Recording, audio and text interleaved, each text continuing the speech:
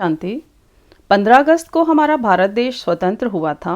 पूरे देश में खुशी की लहर दौड़ गई थी। लेकिन ये स्वतंत्रता इतनी आसानी से नहीं मिली थी। इसके लिए हमारे देश के अनेकों महावीरनियों ने बलिदान दिया था, त्याग किया था। उनके त्याग और बलिदान का फल है कि आज हम स्वतंत्र भारत में सांस ले रहे हैं। जिस तरह हमारा देश गुलामी से स्वतंत्र हुआ, उसी तरह हमें भी अनेकों विकारों की गुलामी से स्वयं को मुक्त करना है और स्वयं को मुक्त करके अपने लिए वास्तविक स्वतंत्रता का निर्माण करना है और अपने देश को प्रगति के मार्ग पर नित ही आगे बढ़ाना है। हमारा स्वयं से स्वयं को दुख देने वाली आदतों से मुक्त होना ही सच्ची स्वतंत्रता है। शरीरों के द्वारा अभी हम पर कोई बंधन नहीं है, लेकिन मानसिक स्तर पर आज क्रोध, असंतुष्टता, लोभ, अंधविश्वास, भेदभाव, ईर्ष्या जैसे अनेकों विकारों के बंधन में अनेकों व्यक्ति बंधे हुए हैं, जिसके कारण आज हमारे जीवन में तनाव है, मानसिक उलझनें हैं, जिसके कारण अनेकों प्रकार की बीमारियों के बंधन में हम बंधते जा रहे हैं। आज कोई बाहरी शत्रु हमें दुख नहीं दे रहा है, बल्कि विकार रूपी शत्रु हमें दुख दे रहा है। जितना हम विकारों से मुक्त बनकर स्वस्थ रहेंगे, उतना हम अपने देश की सेवा में अपना सहयोग दे पाएंगे। जरूरी नहीं कि हम किन्हीं ऊंची पद प्रतिष्ठा पर बैठकर ही देश की सेवा कर सकते हैं, बल्कि एक आम नागरिक, आम घर की गृहिणी होकर भी देश की सेवा कर सकते हैं। अपने व्यवहार को विकार मुक्त बनाकर, अपने बच्चों के व्यक्तित्व को प्रभावी बनाकर उनको देश की सेवा के लिए आगे कर सकते हैं। श्री बाल गंगाधर तिलक जी का एक नारा था कि स्वतंत्रता तो हमारा जन्मसिद्ध अधिकार है, इसको हम प्राप्त करके ही रहेंगे।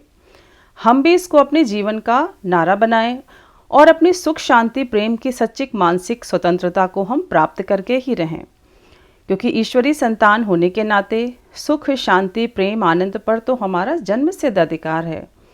याद रखें, कोई भी व्यक्ति पूर्ण नहीं है, कोई ना कोई कमी सभी में है।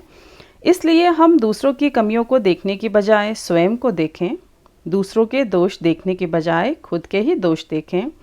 विकारों की गुलामी से मुक्त हमें होना है, तो त्याग और बलिदान भी हमें ही देना होगा।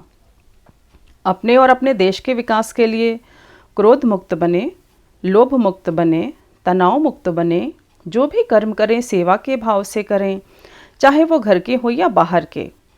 दूसरों की नज़र में ऊंचा उठने के लिए या अपने नाम मान शान को बढ़ाने के लिए किए गए ऊंचे से ऊंचे कर्मों के द्वारा हम भले ही दुनिया की नज़रों में ऊंचा उठ जाएं, लेकिन ईश्वर की नज़र केवल हमारे भावों पर होती है। हमने किस भाव से कोई सेवा कार्य किया। निस्वार्थ भाव से की गई सेवा हमें विकारों से मुक्त बनाने में सहायक है। निस्वार्थ भाव का होना ये दिखाता है कि हम किसी भी सेवा कार्य को करते ऐसा जाने कि वो कार्य ईश्वर ही करा रहे हैं, हम मात्र निमित्त हैं। जब हमें ये याद रहेगा कि कर्म ईश्वर की सहायता से हो रहा है, तो वहाँ ना उस कर्म को करने का हमें अभिमान होगा और ना किसी की कोई विपरीत टिप्पणी करने पर कोई अपमान की फीलिंग होगी। अभिमान और अपमान ही सभी विकारों को जन्म देते हैं। उसी से क्रोध आता है। क्रोध के पीछे पीछे बाकी और भी विकार आ जाते हैं।